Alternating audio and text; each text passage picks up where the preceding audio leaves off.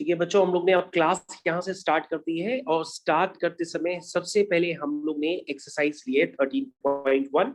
Hopefully सारे बच्चों को मेरी आवाज यहाँ पर क्लियर कट आ रही है।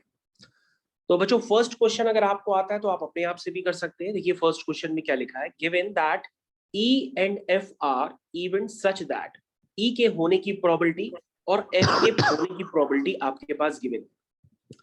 ठीक है, तो probability of occurrence of E that is 0.6 and probability of occurrence of F that is 0.3 and P E intersection F दिया हुआ है। आपसे पूछ रहा है P E oblique F and P F oblique ई।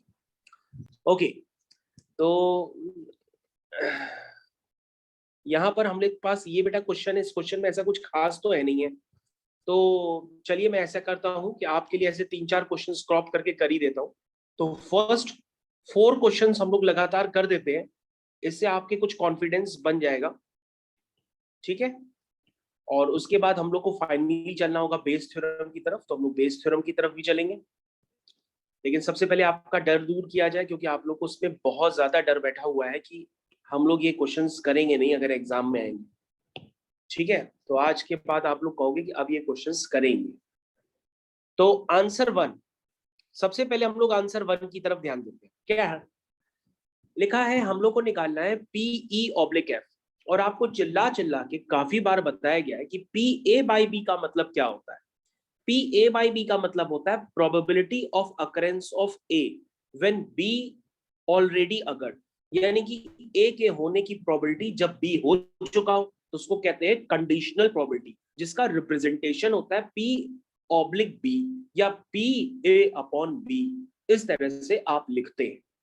तो बच्चों हमने आपसे क्या कहा कि पे ए अपॉन बी का मतलब होता है कि ए के होने की प्रोबेबिलिटी जब बी हो चुका हो, तो बच्चों उसको कंडीशनल प्रोबेबिलिटी कहते हैं।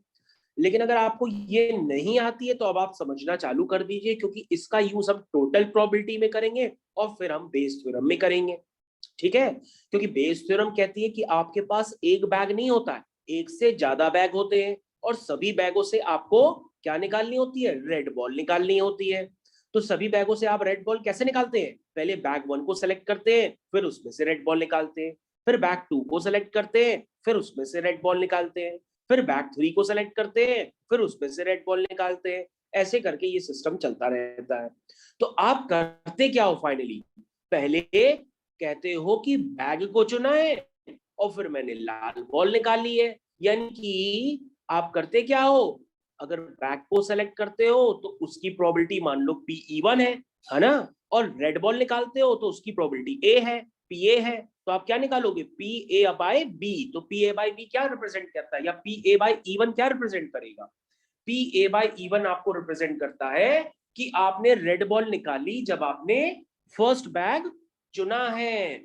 वैसे ही तो हो गया बिल्कुल क्या, कंडीशनल प्रोबेबिलिटी। तो वही तो मैं आपको समझा रहा हूं कि कंडीशनल प्रोबेबिलिटी का मतलब क्या होता है, ए के होने की प्रोबेबिलिटी जब बी हो चुका हो। या रेड बॉल हम तभी निकालेंगे जब मैंने पहला बैग चुना हो। समझ में आया। तो जब तक आपको ये टर्म्स, ये नोटेशन आपको बोलने में नहीं क्लियर है, तो भैया फिर तो दिक्कत की घड़ी है, आप उसको समझना चालू कर दीजिए। अब देखिए फर्स्ट क्वेश्चन में तो कुछ है ही नहीं, ये तो सिर्फ वैल्यू पुटिंग क्वेश्चन है, लेकिन तो भी आप आंसर गलत निकाल के भेज देते हैं। वैल्यू पुटिंग क्वेश्चंस में ऐसी कौन सी दिक्कत आती है भाई। सबसे पहले कुछ बच्चे कहेंगे सर हमको तो ये तक नहीं पता है कि इसको स्टैंडर्ड में लिखते कैसे हैं। तो बेटा पी ए बाई बी आपको सिखाया गया है कि वो होता है P A intersection B divide by B B. तो अगर हम पी ई बाय एफ लिखते हैं तो इसका मतलब क्या होता है, ई एंड एफ। तो बच्चों इंटरसेक्शन का मतलब क्या होता है, एंड। ये नोटेशंस बहुत कंपलसरी हैं, इसको क्या कहते हैं, पी ई एंड एफ। अगर और होता तो वहां पे यूनियन का साइन होता। क्योंकि ये नोटेशंस का जो महत्व होता है ना, वो हम लोग को जेई मेंस के एग्जाम में दिखाई देता है, क्योंकि उन्होंने पूछा कुछ और होता है, आप निकाल कुछ और देते हो। तो ये इन पॉइंट्स का बड़ा यूज किया जाता है। चलिए ठीक है, कहोगे सर ये तो ऐसे ही क्वेश्चन फर्जी टाइप है, ये तो क्वेश्चन हो ही जाएगा, क्योंकि पीई इंटरसेक्शन एफ आपको गिवन है कितना है, क्वेश्चन में देख लो 0.2 है। और पीएफ यानी एफ के होने की प्रोबेबिलिटी 0.3 है। तो अगर आप देखेंगे तो ये 2/3 निकल करके आ गई, ठीक है। और अगर आपसे पूछा जाए पी एफ अपॉन ई, तो फिर अगर आप उसको नोटेशन में पूरा रिप्रेजेंट करना चाहे तो वो होगा पी ई इंटरसेक्शन एफ या P E and F upon P E, ये होगा। अगर पी ई बाय एफ है तो डिनोमिनेटर में पी एफ होगा, अगर पी एफ बाय ई है तो डिनोमिनेटर में पी ई होगा। वैल्यूज सब आप जानते हैं और वैल्यूज आप पुट कर लीजिए। तो पीई की क्या वैल्यू है 0.6, ये वैल्यू हो गई 1/3। तो बच्चों फर्स्ट क्वेश्चन तो बेहद आसान है। कौन कहता है कंडीशनल प्रोबेबिलिटी नहीं आती? इसको देख के लगता है कि कंडीशनल प्रोबेबिलिटी नहीं कर पाओगे, कहोगे सर वैल्यूज पता हो तो बिल्कुल कर सकते हैं। तो चलिए इसी बात पे सिद्धांत की फरमाइश पे हम लोग करते हैं क्वेश्चन नंबर 4। तो क्वेश्चन नंबर 4 का जो जवाब होगा वो सबसे पहले बताएगा रौनक। तो रौनक क्लास में बैठा है, आवाज सुन भी रहा है और थोड़ा मुस्कुरा भी रहा है। तो रौनक अब आप जो है मुस्कुराते मुस्कुराते इस क्वेश्चन नंबर 4 का आंसर बता दीजिए। क्वेश्चन नंबर 4, क्वेश्चन नंबर 4, तो क्या दिया है क्वेश्चन नंबर 4 में? उसमें निकालना है पी ए और बी, यानी पी ए यूनियन बी निकालना है। और आपके पास एक रिलेशन गिवन है। क्या रिलेशन गिवन है? लिखा है 2 times of P A is equal to P B is equal to 5/30। ये रिलेशन गिवन है, ठीक है।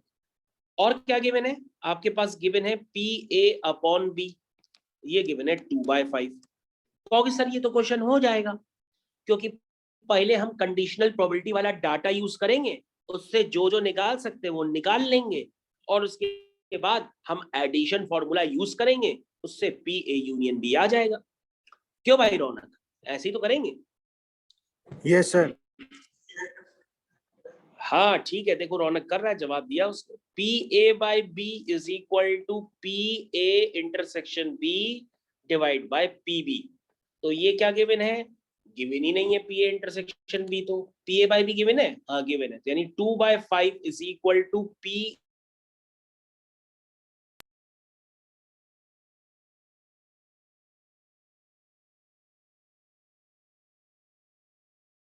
कोई बालिका ये बता सकती है कि P A intersection B solve करने पर क्या आया? कोई बता सकता है? अरे बता दो, इतना तो कैलकुलेशन कोई भी कर लेता है भाई। 2/13। हाँ 2/13, धन्यवाद, ठीक है। अब कहोगे सर ये तो छोटे बच्चों का क्वेश्चन हो गया, क्योंकि पी ए यूनियन बी निकालना है, तो वो हो जाएगा P A plus P B minus P A intersection B. आपको जो एक्स्ट्रा समय मिला है तैयारी के लिए मोदी सरकार की वजह से, तो उस समय को यूटिलाइज करिए, अपनी मैथ्स को और स्ट्रॉन्ग बना लीजिए, जेई मेंस में अच्छा स्कोर करिए और बढ़िया बढ़िया आईआईटी और एनआईटी ले लीजिए। चलिए तो बच्चों ये सॉल्व करेंगे तो ये आंसर आ जाएगा 11/26 आ गया। इतना इजी क्वेश्चन तुम लोग जो है फैला के रखे हो कि सर प्रोबेबिलिटी बहुत टफ है। कितना टफ है देखो, तुरंत तो हो गया 4th क्वेश्चन। क्या आता है इसमें? कुछ भी नहीं है। अभी तो हम सिर्फ डेफिनेशन से यूज कर रहे हैं, P A by B, P B by A, कुछ करा? कुछ भी नहीं किया। कहोगे सर कोई बड़ा क्वेश्चन करिए तो आप फंस जाएंगे। क्यों फंसेंगे भाई, और बड़ा क्वेश्चन उठाते हैं। चलिए आप लोग की फरमाइश पे एक बड़ा ही क्वेश्चन उठा लेते हैं। चलो एक बड़ा क्वेश्चन उठाते हैं, वो क्वेश्चन नंबर है 6th, ठीक है। क्वेश्चन नंबर कौन सा है? 6th। क्वेश्चन नंबर 6 देख ले पहले क्या है, ठीक है। कमाल है, क्वेश्चन नंबर 6 तो बहुत ही अजीब टाइप है। क्वेश्चन नंबर 6 में तो ये लिखा ही नहीं है कि निकालना क्या है, देखें जरा। अच्छा उसके ऊपर लिखा हुआ है, 6 के ऊपर लिखा है। वाह, क्वेश्चन नीचे है, लिखा ऊपर है, determine E bye F in exercise 6 to 9। ठीक है, ई बाय एफ निकालना है, यानी 6th के 3 केसेस हैं, तीनों केसेस में ई अपॉन एफ निकालना है। निकाल लेंगे भाई। चलो भाई 6th क्वेश्चन पहले आप लोग के लिए क्रॉप कर दे, क्योंकि कई सारे बच्चों के पास एनसीईआरटी ही नहीं है। तो बच्चों आपके सामने 6th क्वेश्चन, अगर समझ में आता है तो खुद किस्मत आजमाइए। ये लो, ये तो क्वेश्चन नंबर वापस 4th आ गया, अभी करते हैं। तो बच्चों ये है आपका question number 6th। Question number 6 ये रहा आपकी स्क्रीन पे। स्टार्ट करिए। सबसे पहले क्वेश्चन नंबर 6 सभी बच्चे करें, चेहरा ना देखिए एक दूसरे का। क्वेश्चन नंबर 6 करिए। सर इसमें निकालना क्या है? अरे लो, ये तो हम बता चुके हैं ना। कमाल है, यानी कि दिमाग कहीं और चला गया। देखो भाई क्या निकालना है। ये है क्वेश्चन नंबर 6। देखो फिर से बड़ा कर दिया हमने। क्या लिखा है पढ़ो। निकालना है PE/F, ठीक है ना। क्या निकालना है? PE/F निकालना है। ठीक है। हाँ, तो क्वेश्चन नंबर 6 से लेकर के 9 तक, लेकिन हमने 6 ही वाला दिया है, तो 6 वाला करो आराम से। नहीं होगा तो हम करेंगे, कोशिश तो करो। तो सबसे पहले डिफाइनिंग रिलेशनशिप जरूर लिखना, क्वेश्चन का मतलब पूरा क्लियर करना, क्या लिखा है क्वेश्चन में, उसका सैंपल स्पेस डिफाइन करो। करो करो, धीरे धीरे करो, दिक्कत आएगी लेकिन हो जाएगा।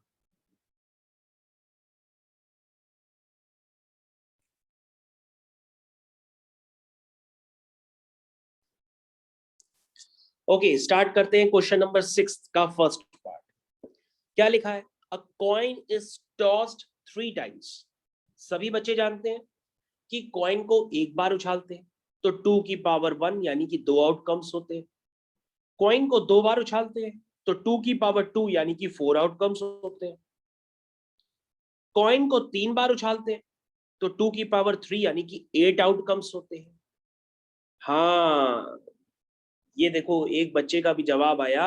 उसने कहा सर पहले इसमें सैंपल स्पेस बनाना ही पड़ेगा, उसके बिना काम बन नहीं रहा है। यस बेटा, तभी मैं आपको बता रहा हूं कि एक कॉइन को 3 बार टॉस किया गया है, यानी कि 2 की पावर 3। और 2 की पावर 3 का मतलब क्या हुआ? आपको सबसे पहले 8 आउटकम्स लिखने पड़ेंगे। चलिए सबसे पहले हम लिखते हैं सैंपल स्पेस। आओ बच्चों सैंपल स्पेस लिखते हैं। तो चलो, एक कॉइन है निखिल के पास, एक कॉइन है रौनक के पास, और एक कॉइन है सिद्धांत के पास। तीनों ने, क्योंकि ये केस आपको क्लियर होना चाहिए कि अगर 3 कॉइन को एक बार उछालो या एक कॉइन को 3 बार उछालो, बात एक ही होती है, ठीक है ना। ये कंसेप्ट में बच्चे बहुत कंफ्यूज होते हैं, याद रखना। अगर सिद्धांत, दुबे जी और एक रौनक जी, ये तीनों मिलकर के एक एक कॉइन उछाले, या सिर्फ दुबे जी ये कॉइन उछाले, तो ये दोनों केस एक ही हैं। क्या एक बच्चा 3 बार कॉइन उछाले, चाहे 3 बच्चे एक बार कॉइन उछाले, बात एक ही होती है। तो ऐसा सोच के देखिएगा। तो 2 की पावर 3 यानी कि 8 आउटकम्स लिखिए जरा। तो सबसे पहले हेड हेड हेड आया, ये आ सकता है। मान लो दुबे जी ने, रौनक जी ने और सिद्धांत जी ने कॉइन उछाला तो हेड हेड हेड आ गया। और क्या हो सकता है? टेल टेल टेल भी हो सकता है। लेकिन मेरे लिखने की आदत थोड़ी अलग है, तो मैं वैसे लिखता हूँ हेड हेड टेल, फिर हेड हेड हेड टेल, फिर हेड टेल हेड, फिर हेड टेल टेल, फिर क्या हो सकता है? टेल हेड हेड, फिर क्या हो सकता है? टेल हेड टेल, फिर क्या हो सकता है? टेल टेल हेड हो सकता है। हो गए कितने बचे? 1 2 3 4 5 6 7। अरे एक टेल टेल टेल नहीं लिखा। हो गया। देखो बच्चों, ये 8 आउटकम्स है। ये आपको लिखने में तकलीफ नहीं होनी चाहिए। मैं लिख सकता हूं तो आप भी लिख सकते हो। देखो ये सारे अलग अलग हैं, कोई भी सेम नहीं है। मैंने टेल टेल टेल 2 बार थोड़ा ना लिखा, एक ही बार लिखा। भाई हेड हेड हेड भी आ सकता है, हेड हेड टेल भी आ सकता है। आपको इतना तो पता है ना कि कितने हैं टोटल? 8, तो तुम 8 लिख लो।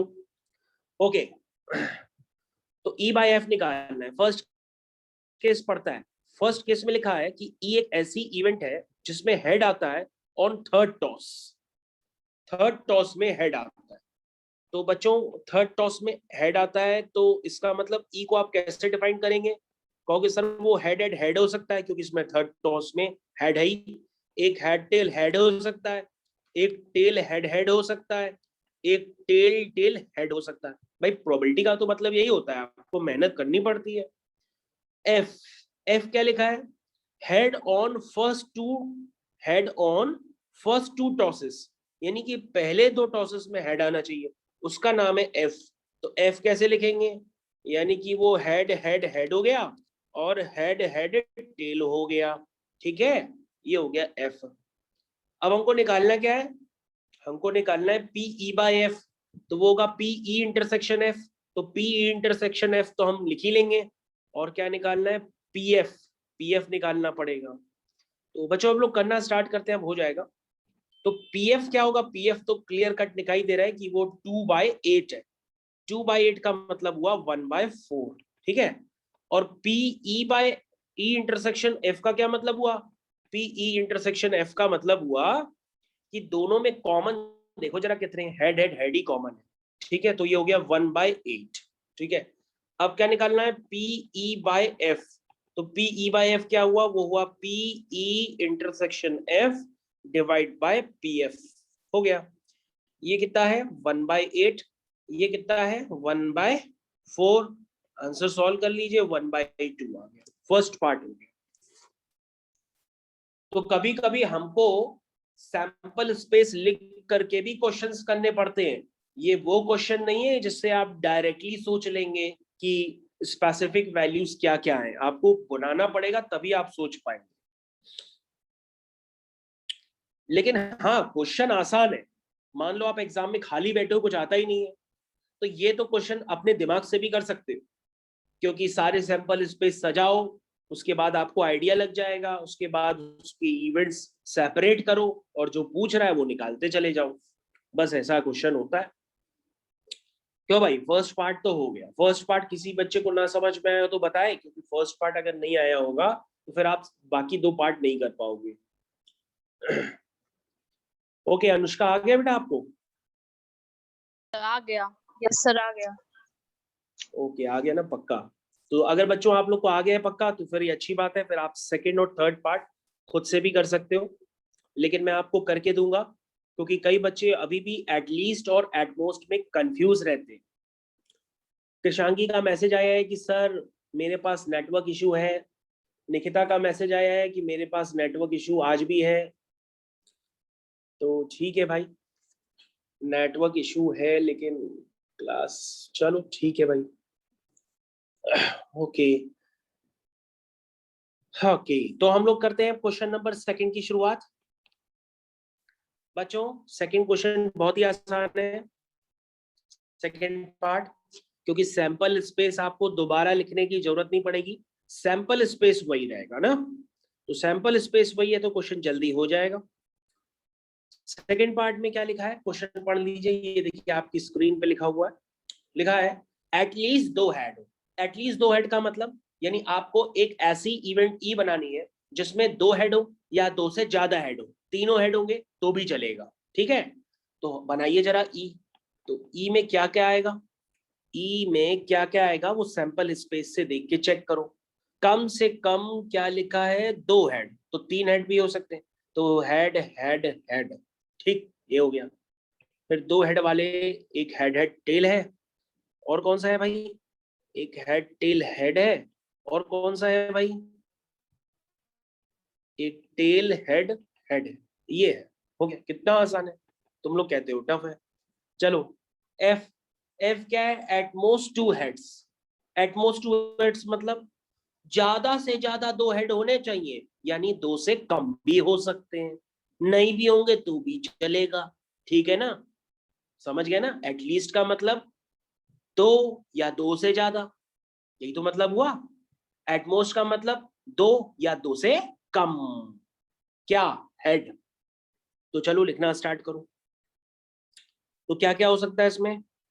Head head tail, head tail head, और क्या हो सकता है देखो जरा ऊपर सैंपल स्पेस से।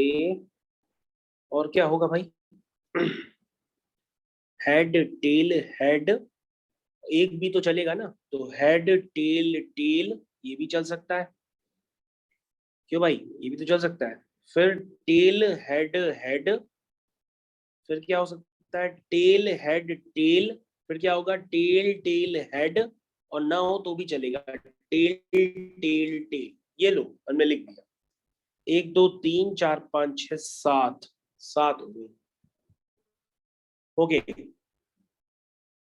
1 2 3 4 5 6, 1 2 3 4 5 6 7, हाँ ठीक है, हो गया भाई। अब निकालना क्या है? पीई बाय एफ निकालना है। तो पहले भैया पी एफ निकाल लो, तो पी एफ कितना होगा? चलो स्टार्ट करें, एक एक करना चालू करो। पी एफ कितना होगा? 7/8। और पीई इंटरसेक्शन एफ कितना है? कितने कॉमन एलिमेंट है? 3 कॉमन एलिमेंट, 3/8। ठीक है, तो पीई बाय एफ निकालना है। तो पीई बाय एफ क्या होगा? दोनों का इंटरसेक्शन जो कि 3/8 है, अपॉन पी एफ वो कि 7/8 है। तो आंसर कितना आया? 3/7। ओके, ठीक है बच्चों, देखो सही समझ में आ गया। मैंने एटलीस्ट एटमोस्ट वाला क्वेश्चन भी आपको जानबूझ के करा दिया ताकि आपको दिक्कत ना आए।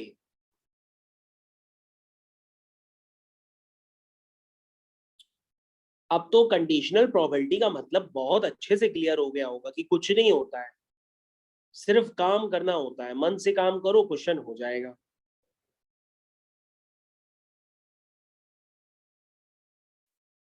क्यों भाई, हो जाएगा ना क्वेश्चन?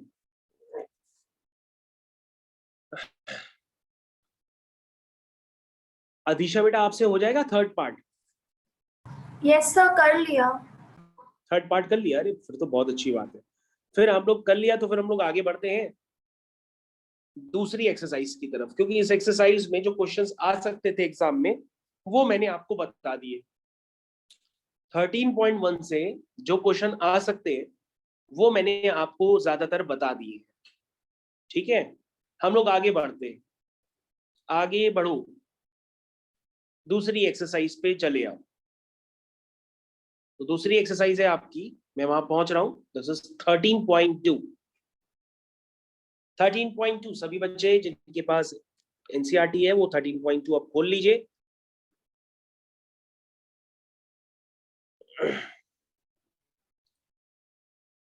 ओके, सारांश का कहना है कि सर एक दो वर्ड प्रॉब्लम। चलो अच्छा, वो भी देखते हैं आपकी फरमाइश। बेटा वर्ड प्रॉब्लम वैसे यहाँ से आती नहीं है, वर्ड प्रॉब्लम आपको बेस थ्योरम से ही मिलेगी, इसलिए हम लोग को बेस थ्योरम करनी चाहिए। ठीक है, वर्ड प्रॉब्लम बेटा बेस थ्योरम से बनेगी, यहाँ से नहीं बनेगी। यहाँ से जो क्वेश्चंस बना रहे हैं बस उतना ही बनेंगे। ठीक है, लेकिन आप कहोगे तो फिर हम थोड़ी देर में या 2-3 टर्न में उसको भी करा देंगे, कराम देंगे। लेकिन मैं आपको वो चीज बता रहा हूँ जिसमें आप पहले मेहनत करना। वर्ड प्रॉब्लम बेस थ्योरम की होगी, ये याद रखिएगा सभी बच्चे। ओके, 13.2 के लिए सभी लोग रेडी हो जाए। फर्स्ट क्वेश्चन पे ध्यान दे, क्या लिखा है, करना चालू करिए। ओके, 13.2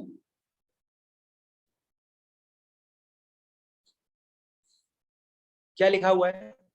लिखा है if P A is equal to 3/5, P B is equal to 1/5, find P A intersection B if A and B are independent events. तो बच्चों इंडिपेंडेंट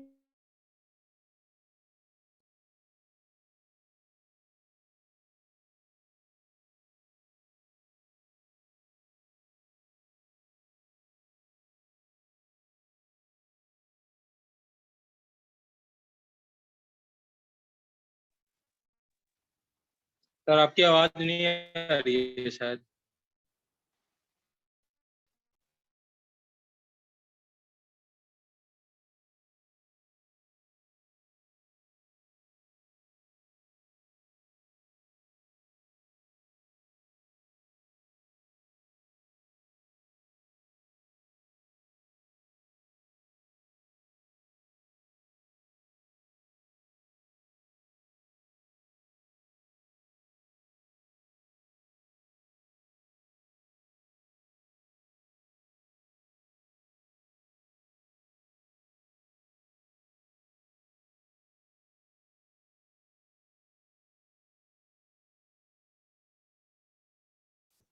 तो बच्चों क्या है फर्स्ट क्वेश्चन? मैंने आपको बताया पी ए बाई बी होता है P A intersection B divide by P B, और आपको ये बताया गया होगा कि यदि इंडिपेंडेंट इवेंट्स होती हैं तो पी ए बाई बी को हम पी ए से रिप्लेस कर देते हैं, पी बी बाई ए को पी बी से रिप्लेस कर देते हैं। कब? इवेंट्स जब इंडिपेंडेंट, जब इवेंट्स इंडिपेंडेंट होती हैं तो ए के होने की प्रोबेबिलिटी बी पे डिपेंड नहीं करती है, इसलिए हम पी ए बाई बी को पी ए लिख देते हैं।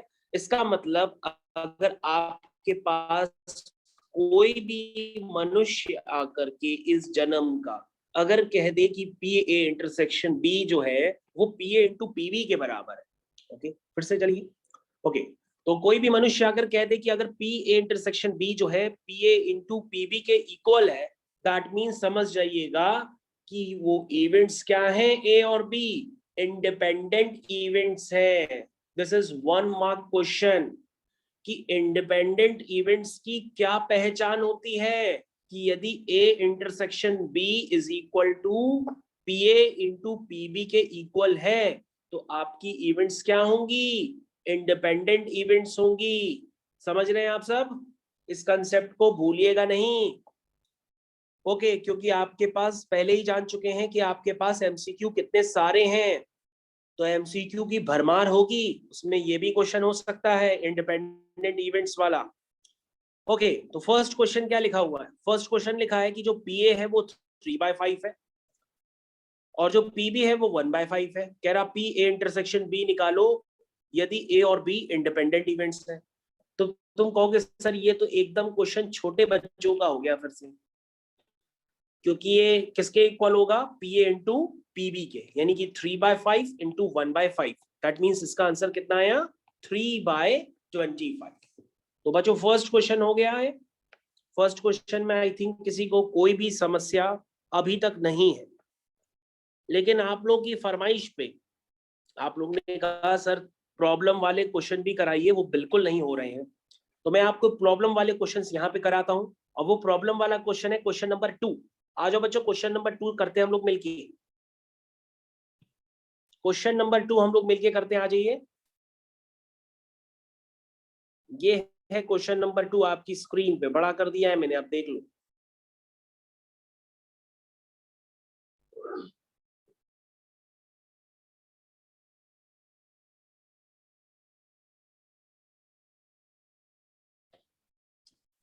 तो सभी बच्चों की स्क्रीन पे क्वेश्चन नंबर 2 सबको करना है।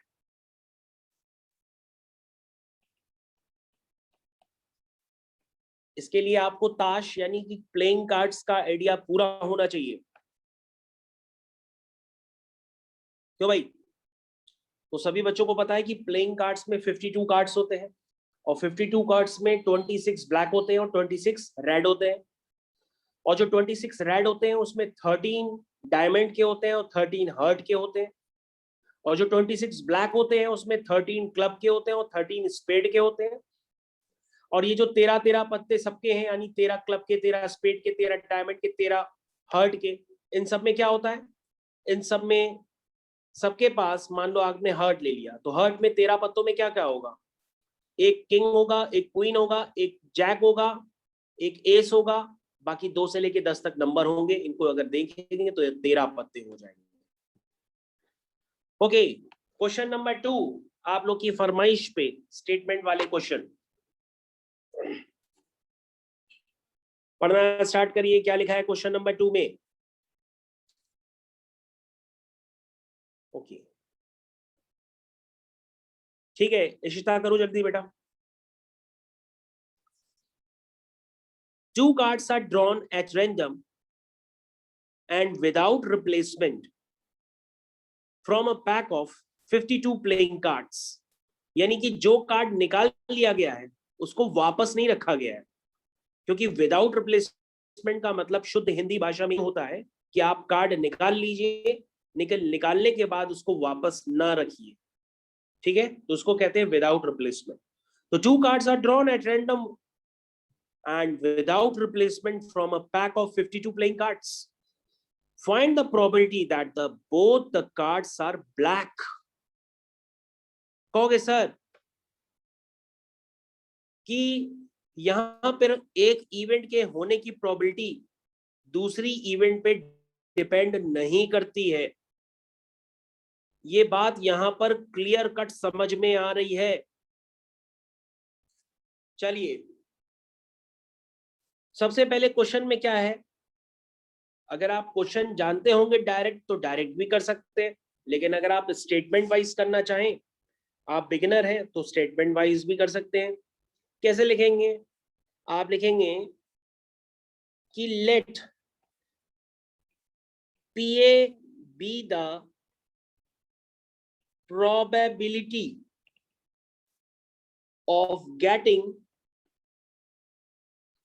a black card in first draw। तो PA क्या होगा?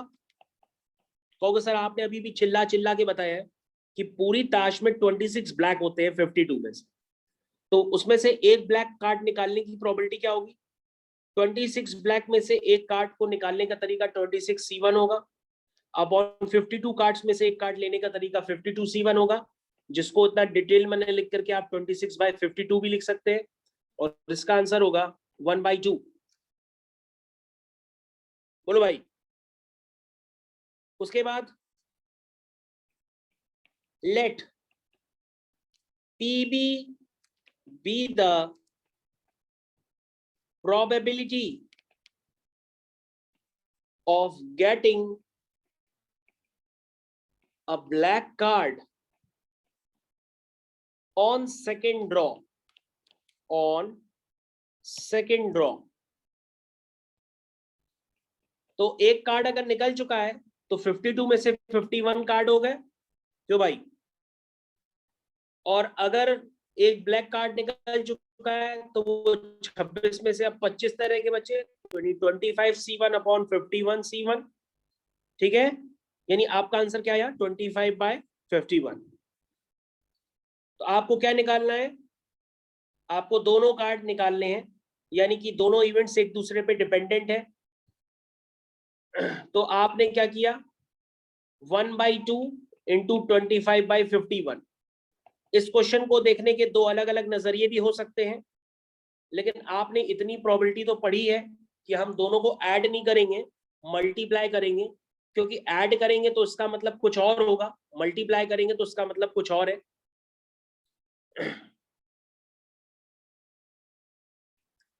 तो ये बात किन बच्चों को समझ में आई कि हमने क्वेश्चन किस तरह से किया है? तो बच्चों आपको दो कार्ड निकालने थे, ध्यान से देखिएगा। ये आपने पहला कार्ड निकाला, ये आपने दूसरा कार्ड निकाला, और दोनों को मल्टीप्लाई कर दिया तो आपके दो कार्ड निकाला है। लेकिन अगर कोई मनुष्य आके ये कहते कि हम बीच में प्लस का साइन लगा दें, तो इसके लिए आपको fundamental principle of multiplication addition, ये प्रिंसिपल आपको पढ़ाए गए होंगे, तो उसी के आधार पे आपको सोचना होगा कि अगर हम यहाँ पर ऐड करते हैं तो ऐड करने पर कुछ और आंसर हो जाएगा। वो क्यों? ऐड करने का रिप्रेजेंटेशन ये होगा कि आप पहला कार्ड भी निकाल सकते हैं या दूसरा कार्ड भी निकाल सकते हैं। यहाँ पर ये नहीं है, यहाँ पर आपको ऐसा प्रोबेबिलिटी निकालनी है जिसमें पहला क्या हो? ब्लैक हो, और दूसरा भी क्या हो? ब्लैक हो। तो ये बात आपको समझ में आनी चाहिए।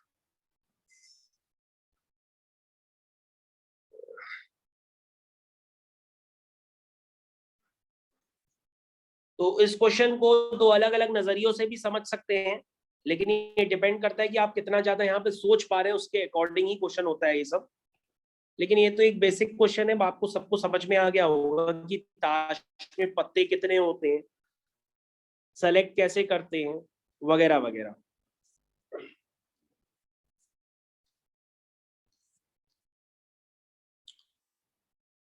ओके, तो सभी बच्चों को ये क्वेश्चन समझ में आ गया होगा।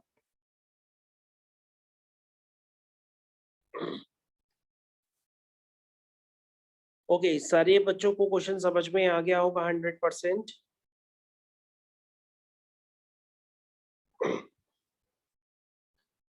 ओके, अगर समझ में आ गया तो हम लोग क्वेश्चन एक बहुत ही थोड़ा सा हटके करते हैं ताकि आपका दिमाग और भी क्लियर हो जाए। वो है क्वेश्चन नंबर 4।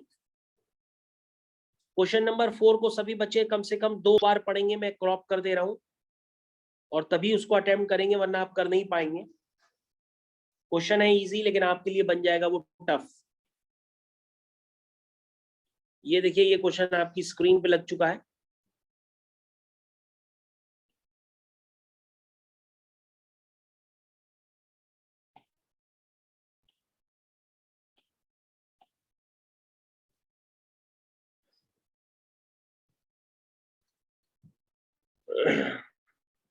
सभी बच्चे क्वेश्चन पढ़ें, क्या लिखा हुआ है।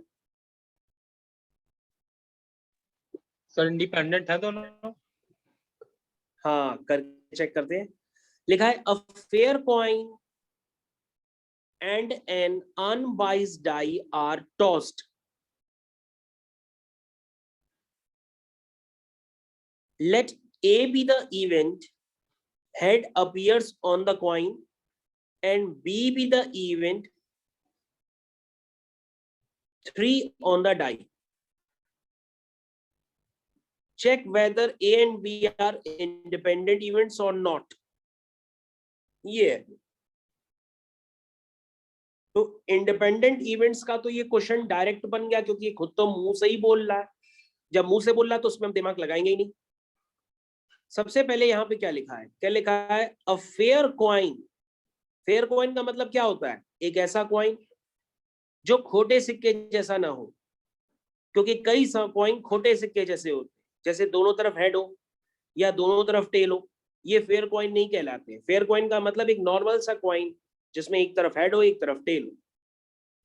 अनबाइज्ड डाई का मतलब होता है कि एक ऐसा डाई जिसमें किसी भी तरह की कोई सेटिंग ना हो, जैसे अगर एक जगह 3 है तो सारी जगह 3 ना हो। अनबाइज्ड का मतलब एक नॉर्मल सा डाई जिसमें सब कुछ हो सकता है, 1 2 3 4 5 6 सारे नंबर्स। तो कई बच्चे इसमें भी कंफ्यूज रहते हैं कि सर ये फेयर और अनफेयर और अनबाइज्ड ये क्या होता है। तो आज मैंने आपको क्लियर कर दिया है, यानी बिना किसी की कोई सेटिंग वाला। अगला देखिए, let A be the event, head appears on the coin, and B be the event, 3 on the die. तो एक ऐसी इवेंट है जिसमें हेड अपीयर करता है कॉइन में, और बी एक ऐसी इवेंट है जिसमें 3 होता है डाई पे। ठीक है, तो देखते हैं क्या हो सकता है। सबसे पहले अगर हम एक फेयर कॉइन और एक डाई को टॉस करते हैं, क्योंकि क्वेश्चन में स्टार्टिंग में देखो क्या लिखा हुआ है, क्वेश्चन में स्टार्टिंग में लिखा हुआ है कि अगर फेयर कॉइन और डाई को टॉस किया जाए, तो टॉस जब किया जाएगा तो उसका एक सैंपल स्पेस बनेगा। तो सबसे पहले एक सैंपल स्पेस बनाओ। तो सैंपल स्पेस में क्या होगा, तुम कहोगे सर एक डाइस उछाला है और एक कॉइन उछाला है, तो सैंपल स्पेस में क्या हो सकता है। कहोगे सर सैंपल स्पेस में कुछ नहीं, हेड के साथ 1 भी आ सकता है, हेड के साथ 2 भी आ सकता है, 3 भी, 4 भी, 5 भी, 6 भी, ये सब हेड के साथ आ सकता है। टेल के साथ T1, टेल के साथ 2 भी, T3 भी, T4 भी, T5 भी, T6 भी।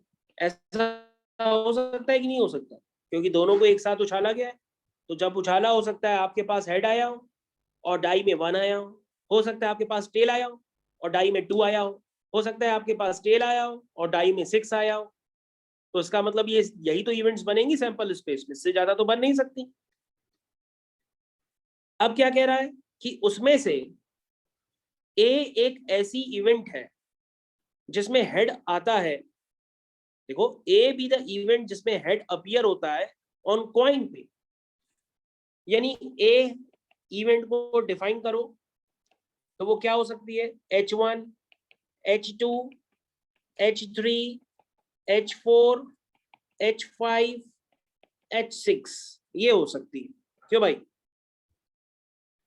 उसके बाद क्या लिखा है, B एक ऐसी इवेंट है जिसमें 3 हो सकता है। क्या हो सकता है, 3 हो सकता है। क्वेश्चन पूरा पढ़िएगा ध्यान से, 2-3 बार पढ़ना पड़ता है। B be the event 3 on the die, यानी बी एक ऐसी इवेंट है जिसमें डाई में 3 होना चाहिए। तो डाई में 3 होने वाला सिस्टम होगा तो वो कौन सा हो सकता है? कहोगे सर वो बी इवेंट हो सकती है, उसमें हेड के साथ भी 3 हो सकता है और टेल के साथ भी 3 हो सकता है, यही तो होगा ए और बी। भैया आप ए और बी कहां से लिखेंगे? सैंपल स्पेस से ही तो लिखेंगे ना। तो सैंपल स्पेस से तुम बताओ उसमें बी एक ऐसी इवेंट निकालनी है जिसमें डाई पे 3 हो, तो 3 कहां हो सकता है? एक बार हेड के साथ हो सकता है, एक बार टेल के साथ हो सकता है, यही तो होगा। अब हमने आपसे कहा कि भैया निकालना क्या है? निकालना है कि ये इंडिपेंडेंट है कि नहीं है, तो पी ए इंटरसेक्शन बी निकालो। अगर आप ध्यान से देखेंगे तो ए इंटरसेक्शन बी में सिर्फ आपको क्लियर कट नजर आ रहा होगा, सिर्फ एक एलिमेंट आ रहा, वो है H,3, यही आ रहा, और कोई नहीं। चेक कर लो, दोनों में एक ही एलिमेंट कॉमन है। ठीक, तो अब आप कहोगे अब तो क्वेश्चन हो गया सर, अब सब चीजें निकल आएंगी, क्योंकि sir P A clear cut नजर आ रहा है। 1 2 3 4 5 6 6/12, दिस इज पी ए, यानी कि 1/2। पीबी सर नजर आ रहा है 2/12, यानी कि 1/6। पी ए इंटरसेक्शन बी नजर आ रहा 1/12। अब आप चेक करो पी ए इंटू पीबी का प्रोडक्ट, चेक करिए सभी बच्चे, ये पी ए हो गया और ये पीबी हो गया, इनका प्रोडक्ट किसके बराबर आ रहा है? 1/12 की।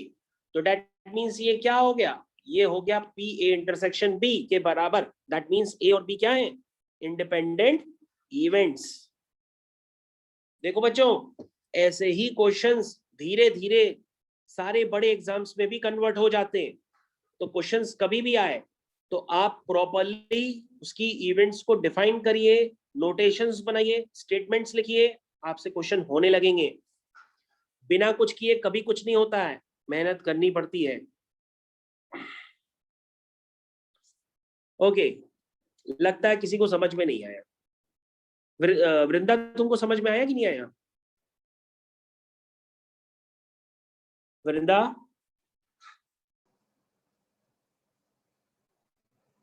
वृंदा की आवाज ही नहीं है, बोल रही है लेकिन आवाज नहीं आ रही है।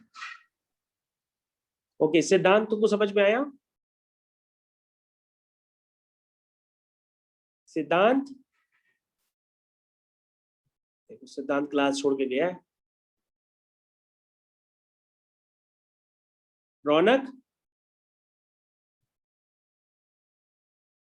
ये देखो दोनों भाइयों में से क्या करते हैं ये दोनों भाई, कहते हैं तुम अटेंड कर लो हम सो जा रहे हैं, फिर कहते हैं तुम अटेंड कर लो हम सो जा रहे हैं। हम जो पढ़ेंगे तुम हमको बता देना, तुम जो पढ़ोगे हम तुमको बता देंगे। रौनक सो चुका है।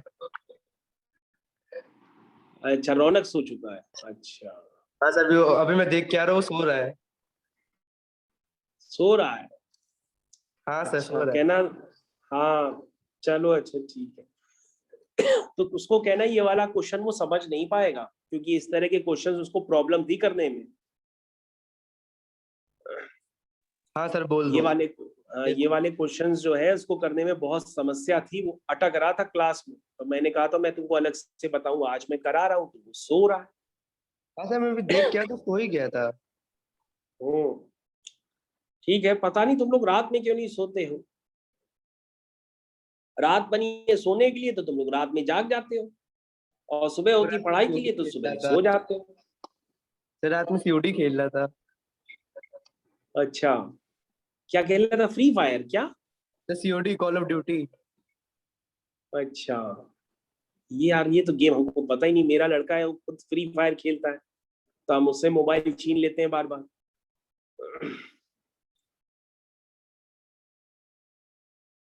आप एक शेड्यूल बना लो, आपके मोबाइल सबके पास है, मोबाइल पे एक वो बना लो, क्या कहते हैं, जहाँ पे अलार्म नहीं सेट करते हैं वहां पे कम से कम 10 तरह के तुम लोग अलार्म सेट कर लो, कि इस अलार्म में हमारे इस टाइम हमको ये करना है, इस टाइम हमको ये करना है, इस टाइम ये करना है। तो उससे आपको मेहनत नहीं करनी पड़ेगी कि सोचने में कि आपको करना क्या है। अपना शेड्यूल खुद ही बना लो। मोबाइल खेलने का बहुत मन है तो वो उसकी टाइमिंग एक बना लो कि वो 6 to 7 ही खेलेंगे, और रात में सोने का टाइम एक फिक्स कर लो कि हमको 10 से 10:30 तक सोना ही सोना है। ये तो आपको एकदम मौका मिल रहा है पढ़ाई करने का, और आपके जो डेज बढ़ रहे हैं इसमें तो आपको पूरा मौके का फायदा उठाना चाहिए, और आपको तो टॉप करना चाहिए बल्कि हर जगह से। अरे क्यों सर, भाई दुबे जी, हम सही खेल रहा हाँ। था। हाँ बिल्कुल सर, एकदम सही बात है। हाँ वैसे देखो सर मैं दुबे उठने जी के लिए कह तो रहे हैं अलार्म कि लगाता हूँ। हाँ अलार्म जरूर लगाइए, आप लोग के पास, सबके पास मोबाइल है, सर वो सुबह अलार्म उठने के लिए लगाइए 10 लगाता कि हूँ मैं तो। एक बार में नहीं हाँ उठ पाता हूँ। नहीं उसमें कई सारे अलार्म लगाओ, एक मतलब ऐड हो जाते हैं उसमें कई सारे अलार्म, तो कई सारे हाँ अलार्म लगाओ, उसमें एक खाना खाने का भी लगाओ, एक मतलब जो भी होता है अलार्म, जो जो आप करते हो वो सारे अलार्म लगाओ अपने हिसाब से, बस पढ़ाई के उसमें अलार्म ज्यादा लगाना, गेम के अलार्म कम लगाना। ओके, जैसे सर आपको गेम कोई नहीं टॉपिक, खेलते हैं। हाँ कोई टॉपिक अगर टफ लग रहा है, तो कोई टॉपिक अगर टफ लग रहा है तो उसका भी एक अलार्म अलग से लगा दो कि ये टॉपिक हमको इस अलार्म में करना ही करना है, भले हम चाहे आधे घंटे करें, आधे घंटे में ही वो टॉपिक आपको टफ से इजी लगने लगेगा, बस आपको करना पड़ता है। देखो ये प्रोबेबिलिटी सभी बच्चों को टफ लग रही थी। ये क्वेश्चन जो अभी मैंने कराया है, ये क्वेश्चन हमको कम से कम 6 से 7 लोगों ने भेजा है, तो मैंने आज जाके कराया है। तो ये क्वेश्चन कराने लायक था इसलिए कराया, क्योंकि ये एग्जाम में आ भी सकता है इसलिए मैंने कराया है। लेकिन करना कैसे एग्जाम में ऐसे करेंगे, ये आपको आइडिया तो हो कि करना कैसे, तो इसी से आपको आइडिया लगेगा कि इवेंट्स इंडिपेंडेंट है कि नहीं है, क्या है। अब देखो ये क्वेश्चन एग्जाम्पल 14 है आपके सामने, गलती से खुल गया। एग्जाम्पल 14 जो है ये पता नहीं कितने एग्जाम्स में आ चुका है, एग्जाम्पल 14। जरूरी थोड़ी नहीं आप सिर्फ जेई मेंस का एग्जाम दोगे, यूपीसी का एग्जाम दोगे, मणिपाल का एग्जाम दोगे, बिट्स का एग्जाम दोगे, और ये क्वेश्चन देखो पता नहीं कितनी बार, हमें तो लग रहा है हमने ये बिट्स में पता नहीं कितनी बार क्वेश्चन देखा है एग्जाम्पल 14। एग्जाम्पल 14 जो बिट्स का एग्जाम होता है पता नहीं कितनी बार उसमें आ चुका है, और एग्जाम्पल 14 ही आता है बार बार। अब पता नहीं अब एग्जाम्पल 14 को कैसे समझते हो, क्या करते हो। देखो करा देते हैं, ये बिट्स का ही क्वेश्चन है, आओ करा दे। देखो क्या लिखा है, लिखा है if A and B are two independent events. कमाल है, इंडिपेंडेंट इवेंट्स है तो भैया जो नोटेशंस जानते हो वो लिख लो। क्या जानते हो कि सर ने पढ़ा है अगर ये इंडिपेंडेंट इवेंट्स है तो ये रिलेशन हम यूज कर सकते हैं कहीं भी। then probability of occurrence of at least one of A and B। अब at least में तो हो सकता है कई बच्चों की धड़कनें रुक जाएं कि ये पूछ क्या रहा है, यही नहीं समझ में आ रहा। तो बच्चों एटलीस्ट का हिंदी में मतलब मैंने क्या बताया था, लिखा है एटलीस्ट वन, इसका मतलब कम से कम एक या सारे। तो सारे का मतलब क्या होता है, यूनियन। तो आप यहाँ क्या निकालना चाहते हो, at least one of A and B का मतलब होता है ए यूनियन बी। तो पी ए यूनियन बी निकाल लो, कौन सी बड़ी बात है। और उसको प्रूफ करके आपके पास 4 ऑप्शंस दिए होंगे, उन 4 ऑप्शंस में ये वाले ऑप्शन पे आपको टिक करना पड़ेगा, जो उन्होंने यहाँ पे प्रूफ करने के लिए दिया है, तो उसको टिक करना पड़ेगा। तो करना क्या होगा, आपने कहा sir at least one of A and B का मतलब होता है ए यूनियन बी, और सर ए यूनियन बी तो वेन डायग्राम से हम लोग बचपन से पढ़ रहे हैं, क्या होता है वो होता है P A plus P B minus P A intersection B, होता है कि नहीं। और सर अभी आपने बताया कि पी ए इंटरसेक्शन बी को आप क्या लिखेंगे, P A into P B लिख देंगे, P A into P B लिख दिया। उसके बाद जो हमें प्रूफ करना है, जो हमें प्रूफ करना है वो हमको नजर आ ही रहा है, तो हमने वैसे टर्म यहाँ पे जनरेट करने की कोशिश की। हमने इन 2 टर्म्स में पीबी कॉमन था तो पीबी कॉमन ले लिया, अंदर आ गया 1 माइनस पी ए। 1 माइनस पी ए क्या होगा, पी ए कॉम्प्लीमेंट, मतलब किसी भी इवेंट के होने की प्रोबेबिलिटी और ना होने की प्रोबेबिलिटी का सम 1 होता है, तो 1 माइनस पी ए कॉम्प्लीमेंट हो जाएगा। कितना आसान है। अब हमको क्या करना है, पी ए कॉम्प्लीमेंट तो अपीयर करा दिया, लेकिन पीबी कॉम्प्लीमेंट अभी भी नहीं अपीयर हुआ। फिर हमने दिमाग लगाया, फिर हमने इस पी ए को हटाया, इस पी ए को हटाया, या आप अपनी तरीके से कर सकते हो, जो भी आपको तरीका स्ट्राइक करे आप उससे भी कर सकते हो, आप पीबी को भी हटा सकते हो। हमने पीए को फिर से रिड्यूस किया 1 माइनस पीए में, ठीक है, और फिर मैंने फिर से पीए डैश कॉमन लिया तो 1 माइनस पीबी आ गया, वो पीबी डैश में कन्वर्ट हो गया, आंसर आ गया। ये बिट्स का क्वेश्चन है। बिट्स बिट्स का पता नहीं आप फॉर्म भरते हो कि नहीं भरते हो, मेरे को नहीं पता, लेकिन ये बिट्स है, ये वही वाला बिट्स है जो एक मिस्र बिट्स, एक राज्य क्या बिट्स पिलानी, एक पिलानी में, एक हैदराबाद में, एक गोवा में है और एक दुबई में। उसका 450 मार्क्स का पेपर होता है, उसमें ऐसे क्वेश्चंस होते हैं। चलो ठीक है, मैंने ये भी क्वेश्चंस आपको करा दिया, लेकिन आप देख लो ये एनसीईआरटी से ही निकल रहा था ये। ओके बच्चों, तो समझ में तो आ गया होगा कि कैसे क्वेश्चंस किए जा रहे हैं। और अगर आपको बिल्कुल समझ में आता हो तो आपको मैं एक क्वेश्चन और दे रहा हूं करने के लिए, वो क्वेश्चन आप करो। वो क्वेश्चन नंबर है 5। Question number 5। चलो भाई, क्वेश्चन नंबर 5 स्टार्ट करते हैं। Question number 5। आज अनुप्रीत भी नहीं है क्लास में, निकिता भी नहीं है, कृषांगी भी नहीं है। अच्छा हाँ, मैसेज किया था, ठीक है ठीक, ओके।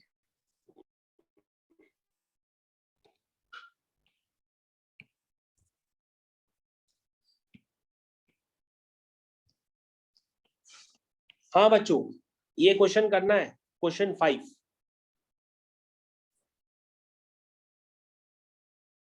भैया सिखा रहे हैं तो सीख लो, फिर मौका नहीं मिलेगा, आप घर पे नहीं कर पाओगे। नहीं सर आता है पेपर अभी में हमारे 1 साथ, मार्क्स कर का लो। आएगा ना? हाँ बेटा, पेपर में 1 नंबर का आएगा ना? ये वाला जो क्वेश्चन, ये तो 2, ये 2 मार्क्स वाला वेटेज है, ये 2 नंबर का वेटेज है। मतलब लिखना पड़ेगा इसको? हाँ थोड़ा बहुत लिखेंगे। सर ये तो ऐसे ही दिख जाता है मतलब। ये मेहनत वाला क्वेश्चन लगता है। हाँ करो करो, जो होगा मेहनत कम कर देंगे, क्वेश्चन स्टार्ट तो करो।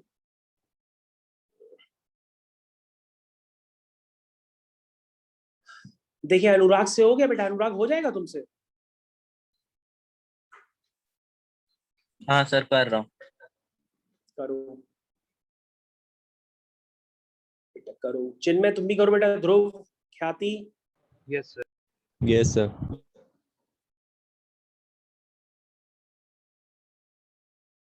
हमारे साथ कर लोगे, घर पे नहीं हो पाएगा फिर।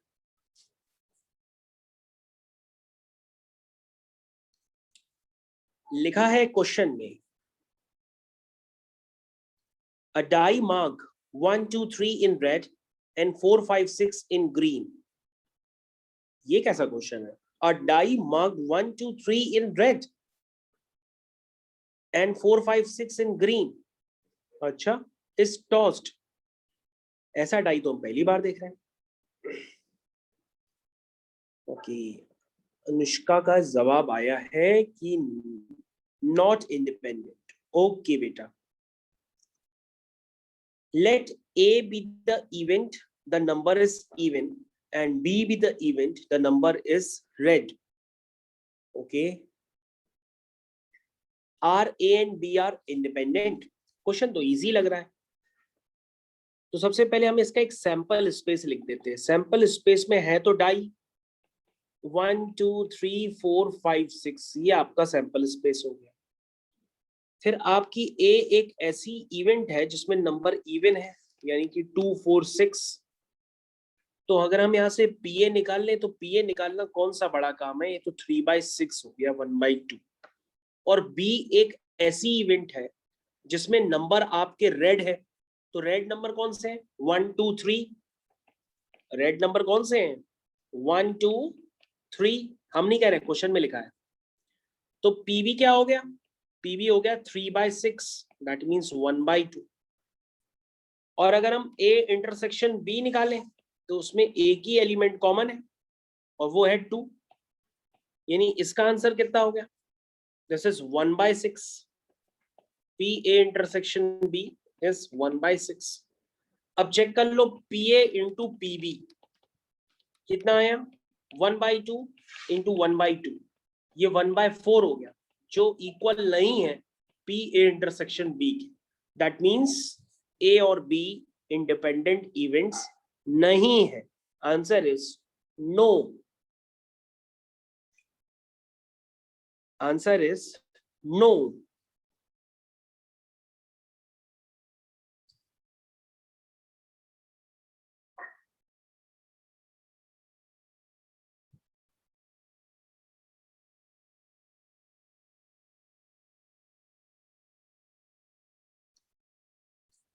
अच्छा, कोई बच्चा ऐसा है क्लास में जो हमको बता सकता है कि म्यूचुअली एक्सक्लूसिव इवेंट्स क्या होती हैं?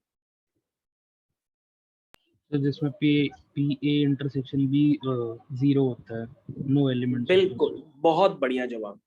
म्यूचुअली एक्सक्लूसिव इवेंट्स वो होता है जिनका एलिमेंट्स इवेंट्स का इंटरसेक्शन 5 होता है और उनकी प्रोबेबिलिटी यानी कि पी ए इंटरसेक्शन भी 0 होता है। बिल्कुल सही जवाब। इंटरसेक्शन अगर नल सेट्स के बराबर है तो उनको कहते हैं म्यूचुअली एक्सक्लूसिव, और यूनियन अगर सैंपल स्पेस के बराबर है तो उनको कहते हैं एग्जॉस्टिव। तो बेटा जो बेस थ्योरम होती है उसमें इवेंट्स क्या होती है? वो events mutually exclusive and exhaustive events होती है। ये भी आपको पता होना चाहिए। ध्यान से सुनिएगा। अभी एक बच्चे ने बहुत सुनहरा जवाब दिया कि म्यूचुअली एक्सक्लूसिव का मतलब होता है कि ए इंटरसेक्शन बी फाई के बराबर होता है, या प्रोबेबिलिटी जो है ए इंटरसेक्शन बी की वो 0 होती है। दोनों एक ही बात है। और एग्जॉस्टिव इवेंट्स होंगी तो एग्जॉस्टिव इवेंट्स का जो यूनियन होगा वो सैंपल स्पेस के बराबर हो। तो ये मैं इसलिए आपसे पूछ रहा हूं क्योंकि जो बेस थ्योरम में इवेंट्स होती है वो mutually exclusive and exhaustive events होती है। ये बात आपको पता होनी चाहिए।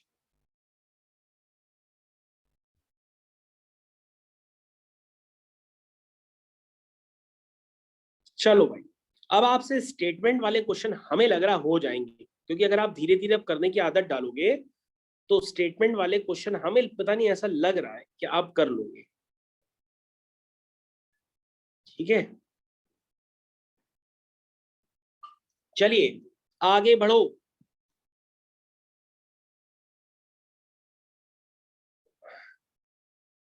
थर्टीन पॉइंट टू के आगे बढ़ो।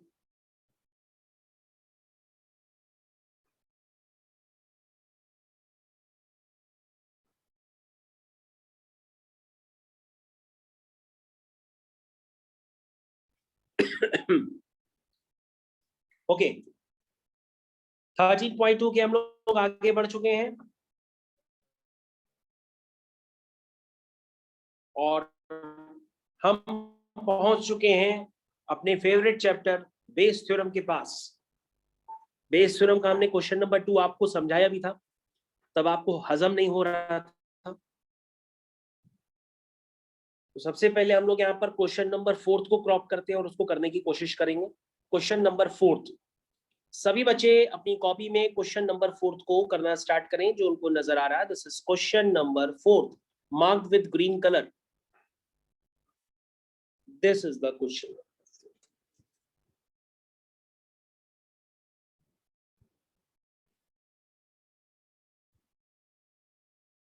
क्वेश्चन नंबर 4 सभी बच्चों को करना है, करना स्टार्ट करें। बेस थ्योरम,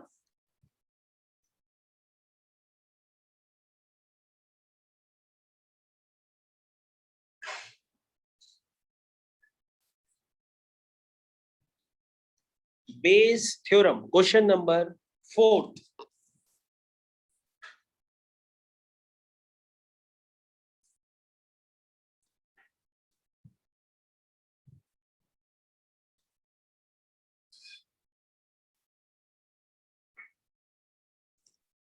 तो तन्मय पांडे बेटा आप कर लोगे क्वेश्चन, ये क्वेश्चन नंबर 4।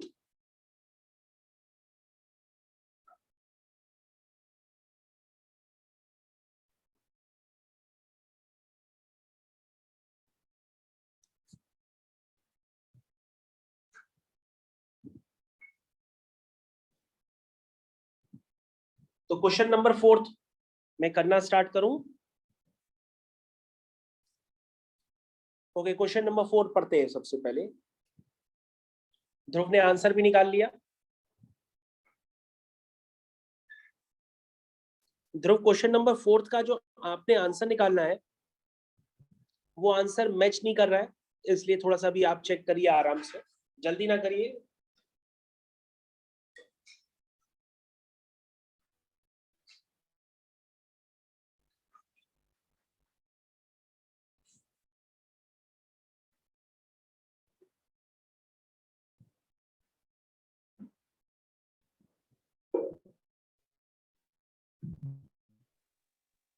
सर हाँ बेटा। सर नेक्स्ट क्लास में कंटिन्यूटी करा देंगे क्या? हाँ हाँ, वो भी करा चुके हैं लेकिन दोबारा करा देंगे। अच्छा सर, कुछ क्वेश्चंस में दिक्कत आई ना सर, करा दीजिएगा नेक्स्ट क्लास में। हाँ हाँ, करा देंगे करा देंगे करा देंगे।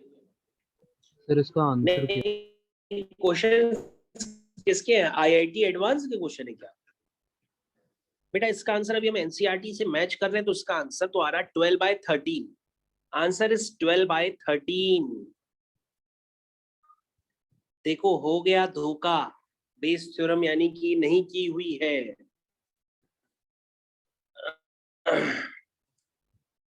चलो मैं बताता हूं आपको। अरे मेरे पास तो शायद सॉल्व भी रखा हो। अच्छा नहीं होगा सॉल्व, कर देता हूं, किसी को पता ही नहीं है। भाई निखिल जी बता रहे हैं कि उनका आंसर आ गया। ओके,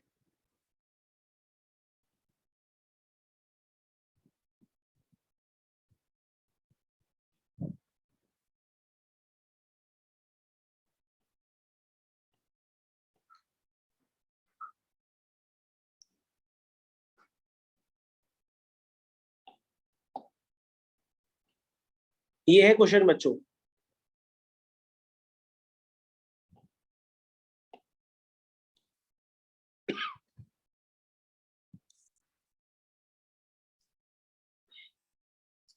ओके स्टार्ट करते करना।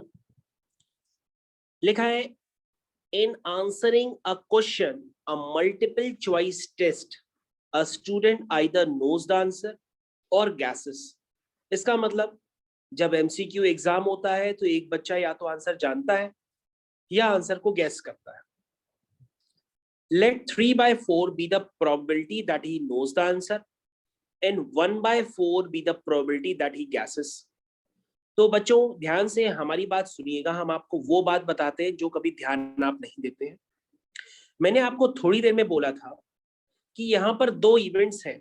एक इवेंट है जब वो आंसर जानता है और एक दूसरी इवेंट है जिसमें वो आंसर गैस करता है। और मैंने बताया था कि ये जो इवेंट्स होती है ये म्यूचुअली एक्सक्लूसिव और एग्जॉस्टिव भी होती है। कहने का मतलब अगर आप चेक करेंगे तो इन इवेंट्स की प्रोबेबिलिटीज का जो सम होगा वो 1 आएगा। देख लो 3/4 और 1/4 का सम क्या होगा? 4/4, दैट मीन्स 1।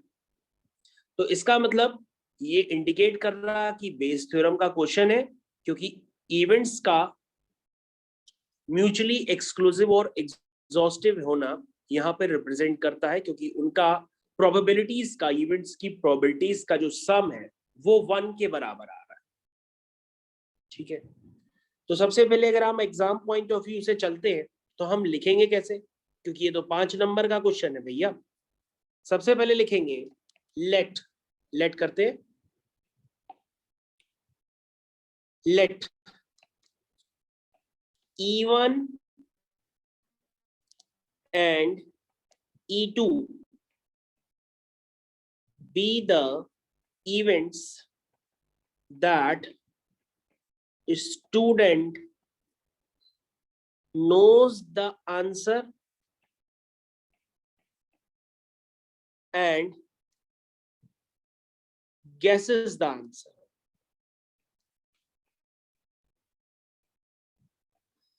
ये हमने लेट किया। PE1 क्या हुआ? 3/4। PE2 क्या हुआ? 1/4। ठीक है, अब आगे पढ़ो। Assuming that a student who guesses the answer will be correct with probability 1/4। अगर वो गैस करता है तो उसके आंसर के सही होने की प्रोबेबिलिटी क्या है? 1/4। लेकिन वो प्रोबेबिलिटी कब है? जब वो गैस करता है ना। लेकिन अगर मैं आपसे पूछूं कि वो आंसर सही बताता है और वो आंसर सही जानता है तो उसकी प्रोबेबिलिटी क्या होगी? यहीं पे तो कंफ्यूजन होता है। लिख देता हूं, the probability that student answered correctly given that he knows the answer। अब बेटा अगर कोई आंसर पहले से जानता है और वो उसका जवाब दे रहा है तो वो तो 100% सही होगा ना, क्यों भाई?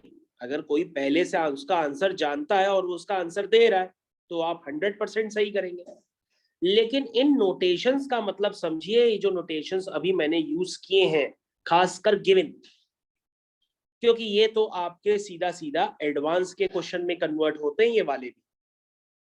लिखा है the probability that student answer correctly, ठीक है, क्योंकि हमने यहां पर ए जो है एक ऐसी इवेंट लेड की हुई है जिसमें उसका आंसर क्या है, करेक्ट। तो मैं यहां पे लिख देता हूं अलग से ताकि आपको कंफ्यूजन ना हो।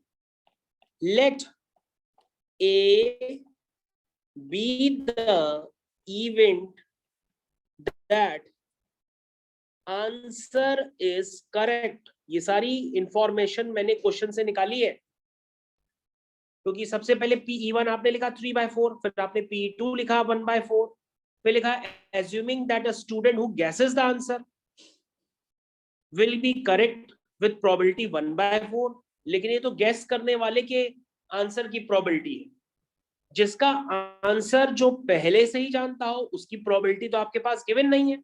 लेकिन अगर आप लिखना चाहेंगे तो आप लिखेंगे कैसे इस बात को? आप लिखेंगे the probability that he knows the answer correctly, that means A given that he knows the answer, that means E1। तो ये क्या है, PA/E1। PA/E1 का मतलब स्टेटमेंट में क्या होता है? A क्या है, probability that student answer correctly. E1 क्या है, when he knows the answer. यानी PA/E1 को हम रिप्रेजेंट कैसे करते हैं? PA/E1 को अगर हमें स्टेटमेंट में लिखना है तो हम ऐसे लिखते हैं, और क्वेश्चंस में भी स्टेटमेंट में ऐसे ही लिखा रहता है, ठीक है। The probability that student answer correctly given that he knows the answer is PA/E1। तो वो क्या होगा, 1 होगा, क्योंकि अगर कोई आंसर जानता है और उसका जवाब दे रहा है तो वो 100% सही होगा, है ना। लेकिन अगर मैं आपसे पूछूं वो सही आंसर बता रहा है, जब वो गैस कर रहा है तो उसकी प्रोबेबिलिटी कितनी है, 1/4। वो सही आंसर बता रहा है, ए क्या रिप्रेजेंट कर रहा है, सही आंसर। E2 क्या रिप्रेजेंट कर रहा है, गैस करने पर। सही आंसर बता रहा है जब वो गैस कर रहा है, दैट मींस 1/4, जिसको अगर आप स्टेटमेंट में लिखेंगे तो कैसे लिखेंगे, आप लिखेंगे the probability that the student answered correctly, ठीक है, given that he guessed the answer is 1/4, PA/E2। समझ गए आप? समझ गए होंगे आप। अब आपसे यहां क्या पूछा गया है, आपसे पूछा गया है what is the probability he knows the answer given that answer is correctly। और ये भी पूछा जा सकता था what is the probability that he students knows the answer when he guessed the answer correctly। दो तरह के क्वेश्चंस हो सकते हैं, क्यों भाई? लेकिन अगर आपसे पूछा जाए PA बताओ, PA मतलब सही आंसर निकालने की प्रोबेबिलिटी क्या हो सकती है, तो वो PA होगा। तो ये क्या रिप्रेजेंट करेगा, टोटल प्रोबेबिलिटी। मतलब सही आंसर पहले केस से भी निकल सकता है और सही आंसर दूसरे केस से भी निकल सकता है। तो पहले केस से सही आंसर कब निकलता है, PE1 into PA/E1, that means 3/4 into 1 plus PE2 into PA/E2, that means 1/4 into 1/4। ये किसका स्टेटमेंट है, टोटल प्रोबेबिलिटी का। तो टोटल प्रोबेबिलिटी हम कैसे लिखते हैं, टोटल प्रोबेबिलिटी मतलब आपको सही आंसर निकालना है दोनों केसेस से, जब वो सही जानता भी है और आंसर कर रहा है, जब वो गैस करता है और सही आंसर कर रहा है। That means PE1 into PA/E1 plus PE2 into PA/E2। समझ में आया? तो ये होता है स्टेटमेंट टोटल प्रोबेबिलिटी। लेकिन आपको उसमें से क्या निकालना है अब? Bayes theorem. बेस थ्योरम क्या कहती है? बेस थ्योरम कहती है कि अब आपको क्या निकालना है? What is the probability that he student knows the answer given that. Given that का मतलब समझते हैं ना? ऑब्लिक। गिवन दैट का मतलब होता है oblique, that he answered it correctly. That means P E1 by A। P E1 by A का मतलब क्या हुआ? E1 क्या है? E1 ये है जो आपके पास लिखा हुआ है कि वो आंसर पहले से ही जानता है और वो करेक्ट बताता है। तो कैसे लिखेंगे इसको? आप लिखेंगे इसको PE1 into PA by E1, तो oblique whole divided by PE1 PA by E1 plus PE2 PA by E2। अब सारी वैल्यूज आप जानते हैं, सारी वैल्यूज उठा करके यहां पुट कर दीजिए, आपका आंसर आ जाएगा। That means 3/4 into 1 whole divide by 3/4 into 1 plus 1/4 into 1/4। इसको सॉल्व करेंगे तो आंसर आएगा 12/13। कितने बच्चों को ये क्वेश्चन समझ में आया? ऐसा क्वेश्चन एडवांस में भी बनता है, आपको लैंग्वेज को यूज करना पड़ता है, अलग अलग उसमें से वैल्यूज निकालनी पड़ती हैं। अगर आपको कम समझ में आएगा तो मैं आपको और भी क्वेश्चंस कराऊंगा, लेकिन आपको रिस्पॉन्ड करना पड़ेगा कि आप बेस थ्योरम कुछ जानते भी हो कि ऐसे ही सिर्फ बैठे हुए हो क्लास में।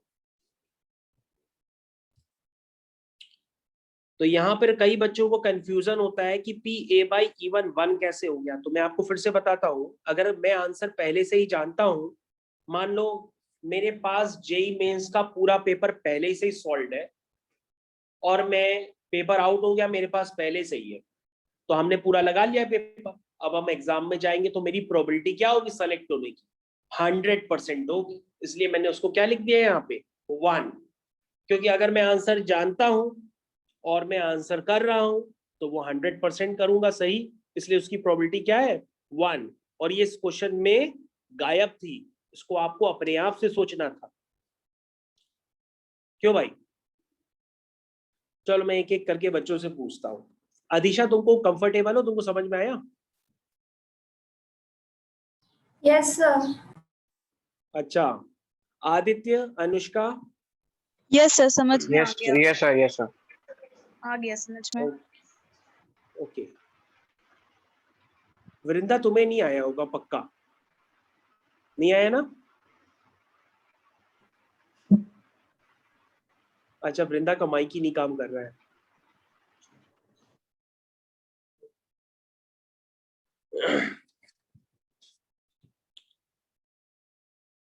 तो बच्चों, इस तरह के क्वेश्चंस मैं आपको अभी भी दिखा सकता हूं, मेरे पास पूरा बना हुआ है PDF फाइल एडवांस के क्वेश्चन की। तो 2019 के क्वेश्चन इसी तरह के हैं एडवांस में।